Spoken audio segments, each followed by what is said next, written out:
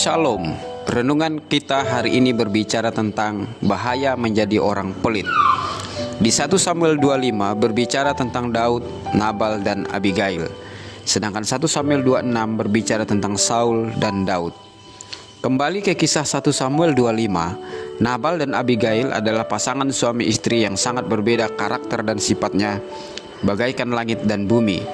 Abigail adalah perempuan yang cantik dan bijak, sedangkan Nabal adalah laki-laki yang kasar dan jahat kelakuannya, suka pesta pora, mabuk-mabukan, dan sombong. Arti nama Nabal dalam Alkitab adalah bebal, tolol, dan bodoh. Sedangkan Abigail artinya adalah bapa sukacita atau Tuhanku adalah sukacita. 1 Samuel 25 ayat 3. Keluarga Nabal sangat kaya. Ia mempunyai perusahaan di Karmel. 3.000 ekor domba dan 1.000 ekor kambing dimilikinya. Perusahaan pemintalan bulu domba dan kulit kambing yang sangat mahal pada saat itu. Aneh memang jika kita renungkan, seorang laki-laki yang kasar, jahat kelakuannya, tolol dan bodoh bisa menjadi seorang yang sangat kaya. 1 Samuel 25 ayat 2. Di balik suksesnya Nabal, ada seorang istri yang cantik dan bijaksana. Abigail banyak sekali menutupi segala kekurangan yang dimiliki oleh Nabal. Kesuksesan perusahaan Nabal di Karmel tidak lepas juga dari peran orang lain. Orang itu adalah Daud. Daud dalam pelariannya dari kejaran Saul pergi sekitaran Gunung Karmel untuk mencari aman. Daud beserta dengan 600 prajuritnya lalu lalang di padang penggembalaan Nabal di Karmel. Kambing domba Nabal sangat aman dari pencurian dan perampokan. Para pencuri dan perampok takut dan gentar untuk mencuri dan merampok kambing domba Nabal, karena ada Daud dan prajuritnya yang menjadi tembok perlindungan perusahaan Nabal. 1 Samuel 25 ayat 6. Pada saat pengguntingan bulu domba, Daud mengutus 10 orang prajuritnya untuk menemui Nabal, meminta belas kasihan atas nama Daud. Pada saat hari raya pengguntingan bulu domba, biasanya digunakan oleh orang-orang kaya untuk berbagi kepada mereka yang kekurangan dan meminta belas kasihan. Di dunia timur, orang-orang kaya yang memiliki banyak kambing domba pada saat pengguntingan bulu domba, mereka mengadakan pesta dan mengundang banyak orang untuk bersukaria bersama-sama. 1 Samuel 25 ayat 8. Sangat disayangkan, sikap Nabal sangat arogan dan tidak berbelas kasihan terhadap orang-orang utusan Daud.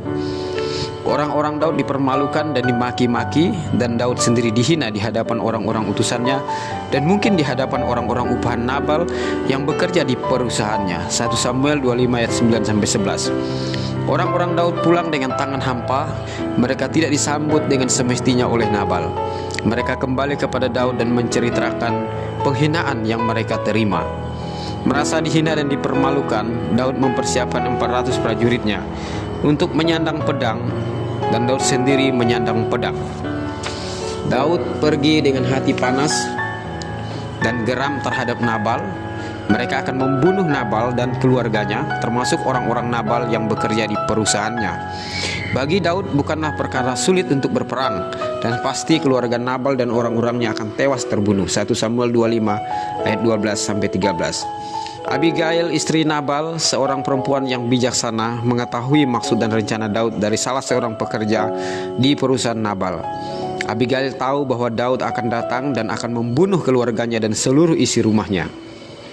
Sebelum Daud tiba di rumah Nabal, Abigail mempersiapkan 200 roti, 2 buyung anggur, 5 domba yang telah diolah, 100 buah kue kismis, dan 200 buah kue ara yang dimuatnya ke atas keledainya. Abigail bergegas menemui Daud di tengah jalan. 1 Samuel 25 18-19. Abigail bertemu dengan Daud dan sujud menyembah, memohon belas kasihan dan pengampunan dengan mukanya sampai ke tanah. Kegeraman dan panas hati Daud surut. Bahkan Daud menilai Abigail sebagai utusan Allah yang mencegahnya untuk bertindak sendiri untuk mencari keadilan.